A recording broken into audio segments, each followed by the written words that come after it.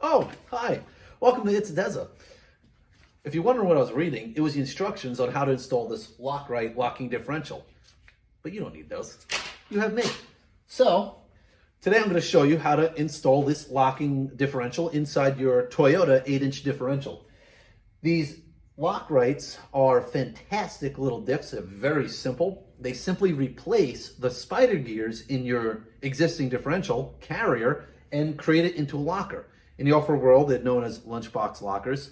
Apparently the name came from them being so simple to install. You can bring them in on your lunch box, and then install them on your lunch break. I'm going to show you guys basically how to install it. It's very simple. You can totally do it. It's not very hard. It has a fantastic yield. You'll actually have a locking differential, and they're very affordable and they're very durable. So let's go ahead and get this thing set up and get it in the diff. Okay, so the first thing you want to do is mark with a marker these guys here. These are thread-in adjusters for carrier bearing preload and to set the depth of the ring gear into the pinion down there. It's able to move this back and forth. It's very important that you mark these. It'll save you a whole lot of setup since we're not messing with the ring and pinion mesh. We're just changing out the spider gears essentially. So you want to mark these basically somewhere across the differential and the thread-in cap. Doesn't have to be perfect. Isn't timing belt marks. Just has to be marked. It'll make your job a lot easier on reassembly. Next, you're going to remove these two 12mm lock retainers.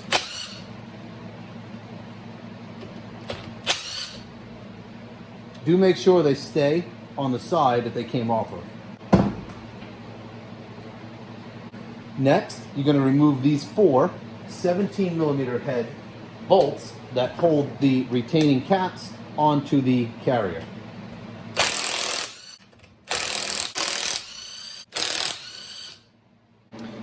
Okay, this next part is pretty important that you do it right. What I like to do is hold this together and knock this out one piece. What that will do is when you realign it, since this thing is threaded, these threads are cut clean through both ends of these, and it's very easy to get this thread lined up and this one cross-threaded, basically shifted. So by keeping this together and sliding it in on assembly, you're almost guaranteed not to screw that up. All right, now that that's vice gripped in, now it's stuck together and it cannot fall apart on me. Once those are off, you just pull the differential straight out. Once the differential's out and you have it on a table, you'll notice that the lock pin, which is right here, is kind of hammered over. Don't sit there and play with it. You can't get it from this end. You have to take off the ring gear, which you have to take off anyway to get all this crap out to get the locker in. To remove the ring gear, you flip this baby over. You bend back all of these little tabs with a screwdriver. Don't bend them too much. They're a very hard steel and they'll crack. Usually you can get at least one use out of them, bend them back and bend them back on without a problem. So once they're all bent back, you will remove all of these, then tap this ring gear down evenly all the way around using a brass hammer or a piece of wood, or if you're really good with a metal hammer, because you don't want to chip the teeth. You want to hit it right here in this flat spot, all the way around, evenly.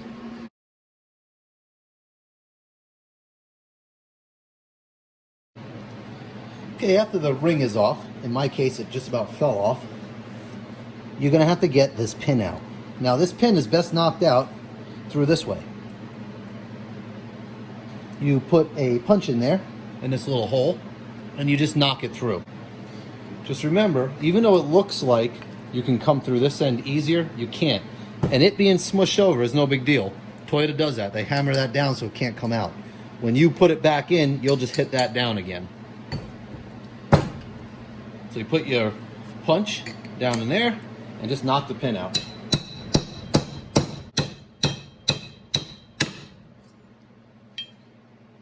There we have it. The pin is out. And just remember, you got to knock on it to get it out. It's a little scary, but it comes out. Okay, now that you have that pin out, you can basically push out the main cross pin here. You just push it up with your finger and shove it out. Now, once you have your cross pin out, these spider gears, you're just gonna push the top one away from you and pull the bottom one towards you, and it'll roll the whole thing so you can get them out. And there you have it. Then you just reach in there and grab the little guys. Once they're removed, you're just gonna take these and pull them inward towards each other, and they come right out.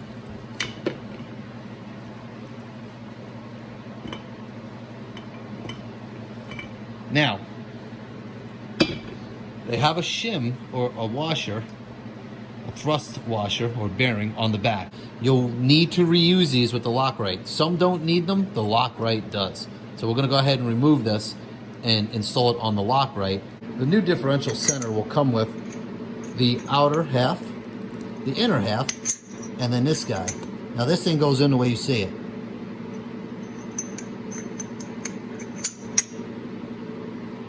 Don't put it in that way, it ain't gonna help you any. It's gotta go this way so the axle could fit into this back half. Okay, now we're basically gonna load in our new differential into the old carrier. Like I said, you want these off of here. Good way to get them off is just smack them on the ground and these will drop right off. And they go right on the back of that. Just like that. You're gonna do that to both of them. Just like that. These ones you don't need. They're for the little spider gears, which are no longer in there. Now loading it in is a little bit of fun. You have to take it apart and notice it has these flat spots. These flat spots will fit into the differential on the flat way. They won't fit any other way. And you still have to turn it sideways to get it in. That's one. Turn it a little sideways, shove it in there, turn it, and pop it in. Now the outside of the locker is installed. After the outer part of the locker is installed in the carrier, you have to install the inner part. Before you go ahead and install the inner part, you have to remember to put in these small steel dowels. They just go into the holes and drop in flat.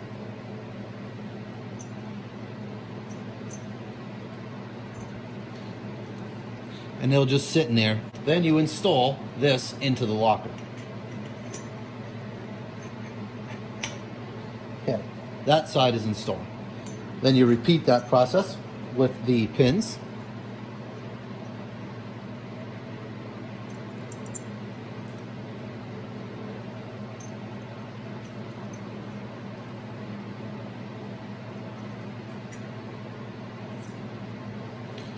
And then install that one also. Okay, so the next part's going to be installing your springs. Your springs will have two springs. They fit inside each other to make one stiff spring. That stiff spring is going to go right in here. You have to shove this pin down, and with some playing around you can do it. Okay, now the pin is down. You take your spring, put the bottom in first, like so, and shove it in. They take a bit of force to cream in, but you can get them in there. Once they're in, make sure they're all the way seated with a screwdriver, and that's it. Then you basically repeat that for the other sides. And there you have it. You now have an installed locker. Your new kit will usually come with a new pin. The big difference in the new pin is it's solid. Where the factory pin has these cuts to let oil in. All right, when you got the pin smacked down just enough to it's just sticking out like that, stop and double check it. And make sure that your pin is still lined up nicely with your hole here. Because now's the time you get to, so to say, turn the rudder and line that up. See how mine's not lined up very well? I put the pin in, and I just tap it over a little bit. Now, it's lined up. So when I smack it in the rest of the way, I'll actually be able to put the pin in instead of have a misaligned hole you'll never get straight. Because this new pin is a lot tighter than the old one. So let's finish pounding that in and knocking it tight. after you run that pin all the way in, and keep hitting it until it stops. On the Toyota axle, it'll stop in here. It's drilled a little bit smaller. That access is literally just to push it out. Then you take your hammer and strike that down a little bit so it can't possibly come out. Now that my hole is closed up like factory, we're done. That thing ain't ever coming out. All right, now that the locker is installed, we're gonna reinstall the ring gear. Make sure that the mounting surfaces are clean. Put the ring gear over the carrier and pull it up till its holes. Now, these are usually a press fit kind of a thing. For some reason, some of them are a lot tighter than others. Mine was slightly looser than I usually encounter.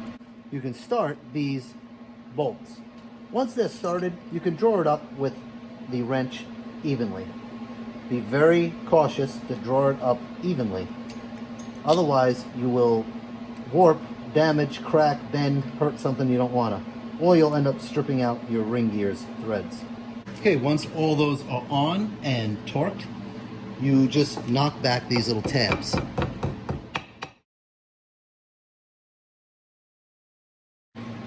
Reassembly is basically the same as disassembly.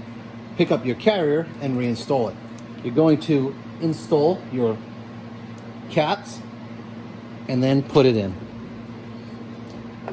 And remember, it's very important that these go in nice and flat and easy.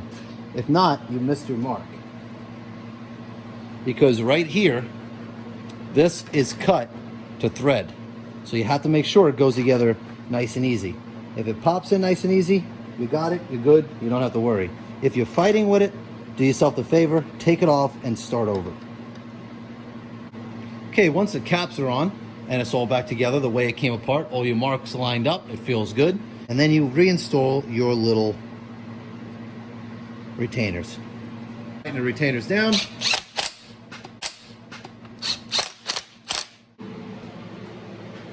All right, so now your Lockrite's installed. Everything rolls good, it's ready to be reinstalled. And now you'll have a locking differential. They are very simple, very reliable. They work great. They'll hold the tire completely locked, even if it's completely in the air. And it's very simple. You get on the gas, it locks. You let off the gas, it unlocks. Very simple. Keep that in mind while you're wheeling, and you'll get over anything.